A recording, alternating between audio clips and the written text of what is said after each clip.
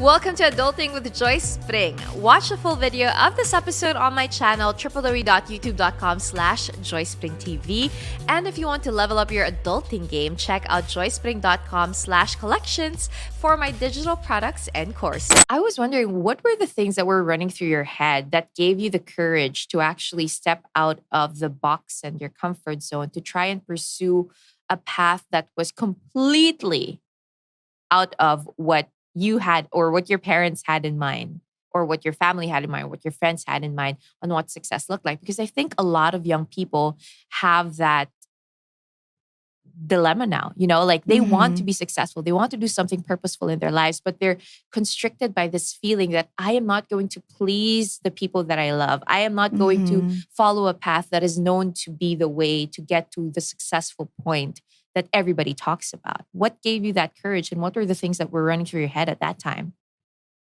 Wow, there's so much I could say on this topic because there's so many stages of success and what it means, right? But I would say in those early stages, of course I wanted to be successful, but at the same time, I wanted to do it in my own way. And I was really stubborn about that because I knew myself at that point, if I'm in something where I don't feel motivated and I don't enjoy it, I'm just gonna not try. Like some people are really good at sacrificing themselves and doing something they don't enjoy for a long time. I'm not that kind of person. I just can't find the motivation if I'm not interested. So I really wanted to find something where I could make a living doing what I love. Like that was the bottom line of what mattered to me. And of course, my parents didn't understand what I was trying to do. YouTube is so new. They don't understand it.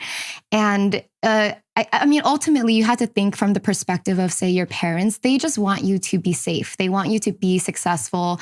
And they only know what they know, right? They only know the path that makes sense in their head because they've seen people do it. So if you talk about anything that they don't understand, of course, they're not going to support it because they don't know if it's going to work or not. But I think part of the reason why I worked so hard in the beginning is there was a part of me that wanted to prove that I could do it my own way. Like I was really stubborn about like, I'm going to make this work. I have to succeed. And so that it gave me drive to, put in that effort because I essentially had no plan B. I think a lot of people, they have like a plan B, something they fall back on. I was like, no, this is it. You're like, this is going to work out. Yeah. If this doesn't work out, I was really stubborn life. about it.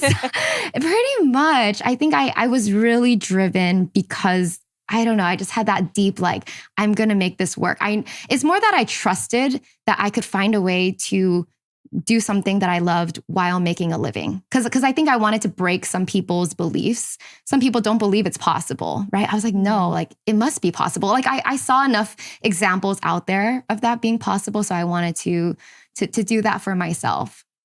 And I think that was really empowering. And I think it's also, as you always say, it's a change in perspective. Because if you know yourself well enough that I am the type of person that will work so hard to make this work, then you can achieve it. But if you know to yourself, like, I'm just not willing to go through all that hassle of breaking the path and doing something else to try and achieve something worth achieving, then you know that it's not going to work out. But if you're the type of person that would change your perspective and say, however hard and however long this would take, I am going to make it work. And no matter how small the steps are towards that direction, as long as it's going towards that direction, then I'm going to pursue it.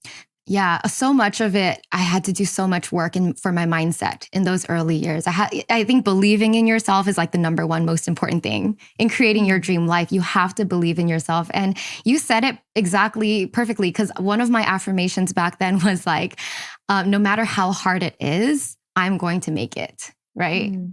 Yeah. And I think it's also about redefining success in our lives. Oftentimes, we grew up with a notion of what success looks like. As you mentioned, our parents have a different view of success. Our family, our friends have different views of success. But when you grow older, that's one of the things that you realize. One of the most important things that you have to discover and learn and reshape and mold and really think and meditate on is your personal definition of success and what that would look like in your life. That's it for this episode of Adulting with Joyce Pring. If you liked this podcast, please don't forget to use the hashtag Adulting with Joyce Pring and also check out www.joycepring.com for the show notes and tag me on social media with you know it at Joyce Pring. I'll talk to you guys again soon. Paalam!